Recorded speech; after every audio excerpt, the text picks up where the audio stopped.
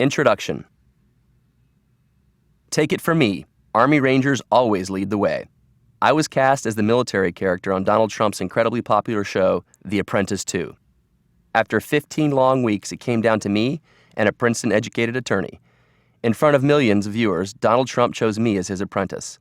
Immediately afterwards, I was bombarded with variations of the same question from almost everyone. People I had known for years and done business with, strangers who had followed the show and stopped me on the street to talk, and of course, the media. Everyone wanted to know, do you think your military background helped you win The Apprentice? And even though my 4 years at West Point and 3 years of active duty in the Army ended 12 years ago, the answer was, and is, an unqualified yes. My military background and training were absolutely crucial factors, not only for winning The Apprentice, but for succeeding in every venture I've undertaken since that very influential time in my life. At first, I was matter-of-fact about it. Yes, of course my military training helped a lot. I might mention discipline, attention to detail, showing up on time and saying, yes, sir, and no, ma'am. But there is so much more to military leadership training than that. It is a whole process, a mindset, an accumulation of hundreds of lessons. Boiled down, they become principles that we learn to apply instinctively. The more I thought about it, the more I realized that what I learned at West Point and in my subsequent military service centered on 10 essential principles for effective leadership. These principles are applicable in the Army, the boardroom, or life.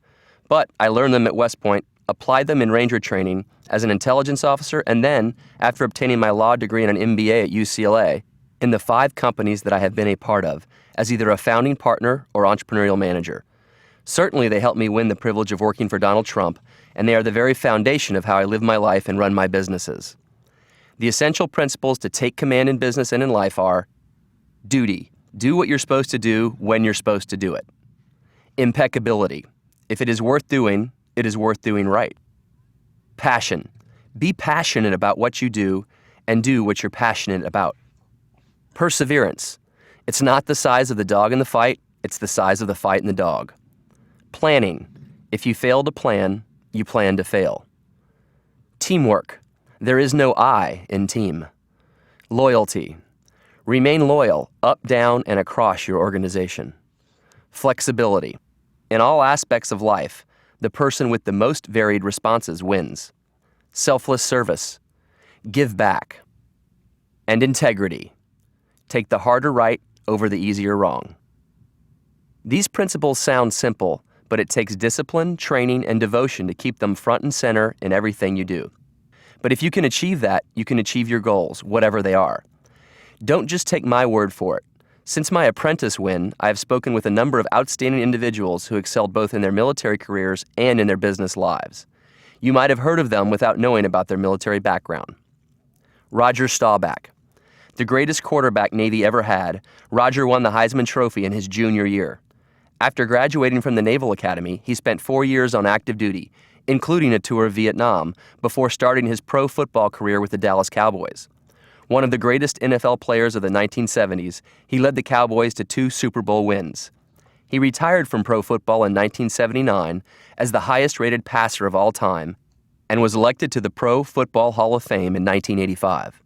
He founded the Staubach Company in the late 1970s to represent users of office, industrial, and retail space. Today, the Staubach Company has more than 1,300 employees and 50 nationwide locations and encompasses finance, design, construction, and portfolio management. Roger is dedicated to building his company on his core principles of trust and integrity, which he gained in the U.S. Navy. James V. Kimsey. After graduating from West Point, Jim Kimsey served 3 combat tours as an airborne ranger, 2 in Vietnam and 1 in the Dominican Republic, and was inducted into the Ranger Hall of Fame. He transformed Quantum Computer Services into the giant America Online as its founding CEO. AOL is the nation's best-known provider of interactive online services.